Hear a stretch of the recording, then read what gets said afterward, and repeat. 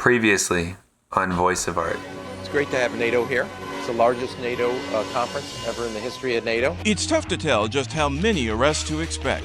We're going to be prepared for whatever comes about. We're going to be organized and we're going to be disciplined.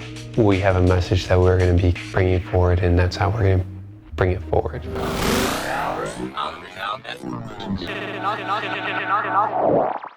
I was a high school graduate and 19 years old when I was commissioned a lieutenant. And so at 19, I led an infantry platoon in Vietnam. I became the California coordinator for Vietnam Vets Against the War. I organized them to go to Washington, D.C. and throw their medals away. I think for some people it's going to be easier earning the medals than throwing them away. I had friends whose wives left them, whose parents disowned them, who said, these are your grandkids' medals. And they said, but we've got to do this for the brothers and the sisters and stop the killing. And their families still got broke up. This is not, people who think this is easy have it all backwards, seriously. We're going to go down in front of the stage. At this time, we're going to have a live performance with Tom Morello and a few other performers. And I've been here over the course of the last 3 days, exhaustively playing songs for a variety of causes, but none more important than today. All right, you guys can be in front now. Whoa, whoa, hey, yeah. What is lost you gave away.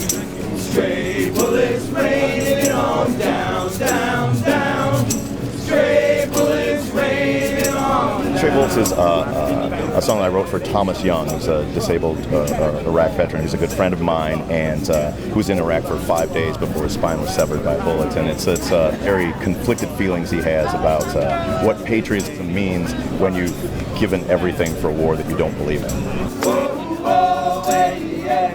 What is lost you gave away. Stray bullets raining on down, down, down. Because we're a bunch of poor revolutionaries, our sound didn't work. And so Tom Morello was like, sound, I don't need it. We just cleared the way and took the music to the people, I guess, as he liked to put it. Mic check! Mic check! We would prefer to continue rocking right here with you. I'm sure everybody was loving it. Tom played This Land Is Our Land, This Land Is Your Land. Everybody loves it, especially the last verse where he gets everybody jumping up and down. This land is my land, from California to New York Island. It was just alive and it was powerful. It just feels right, and it just gave me the confidence to just continue on with this without any doubts, and just to march over there and do what we got to do. Right, face. Forward, march. Left, right.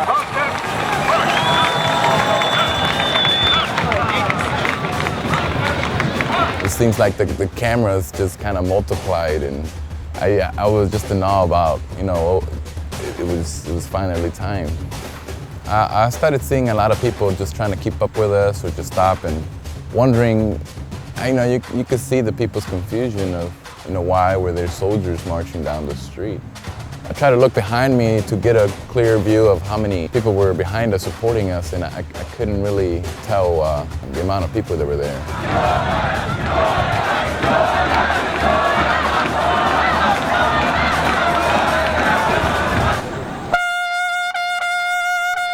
It was a long march. It was 2.5 miles. It was pretty hot, and I'm not sure how long it took. I lost track of time. I was just caught up in the moments. But once arriving, the moment came, and I got up on stage, and I realized just the amount of people that were there, and just took a breath and just stayed focused on the message we needed to put out. We no longer work for NATO generals who are responsible for this suffering. We are joining the thousands of people here who envision a better world where jobs, healthcare, and education are our priorities. Not war.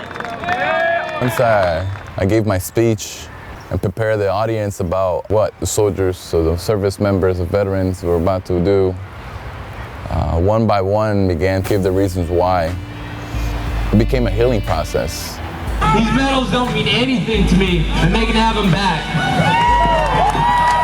NATO, the USA government, and Israel need to be held accountable for the war crimes, genocide, torture, and drone attacks. I'm returning my medals. My name is Sean, and I was a nuclear biological chemical specialist for a war that didn't have any weapons of mass destruction. I'm one of 40,000 people that left the United States Armed Forces because this is a lie. And it's not awesome. These medals, once upon a time, made me feel good about what I was doing. And I came back to reality, and I don't want these anymore. My name is Iris Feliciano. I served in the Marine Corps, and in January of 2002, I deployed in support of Operation Enduring Freedom. I turned back my medals that I got for the Global War on Terrorism, the Expeditionary Medal and the Service Medal, and we just chucked them back. We no longer stand for them. We no longer stand for their lies, their failed policies, and these unjust wars. Bring our troops home and end the war now. They can have these back. It felt good. You know, I would have preferred to symbolically return them to the NATO alliance since they're here in our city, making it a police state. But apparently that's too scary of a thought for them. So did the next best thing and peacefully as we could. And yeah, it felt good to throw them back. My name is Greg Brocious. I'm from Columbus, Ohio. I now reside in the beautiful city of Chicago, Illinois. That today is not quite as beautiful because NATO is here. It felt very liberating. It felt great to take the medals off of my chest, to throw them in the direction of NATO. Yeah. And I'm here to return my medals because I cannot stand in solidarity and peace with my brothers and sisters in Iraq and Afghanistan as long as I wear them.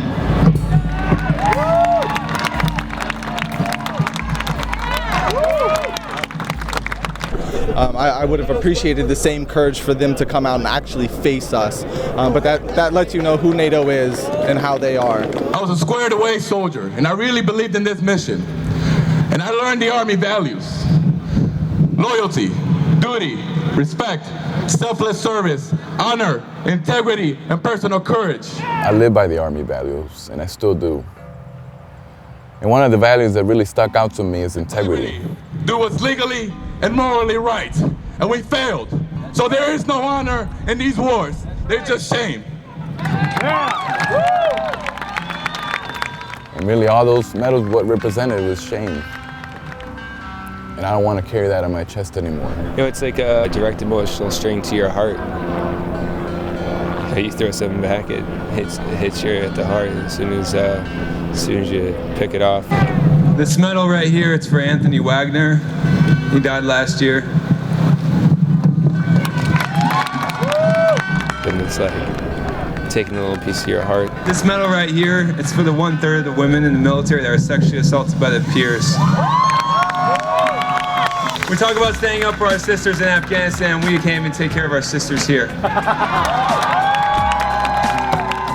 Maybe a part that's sick that needs to get thrown back.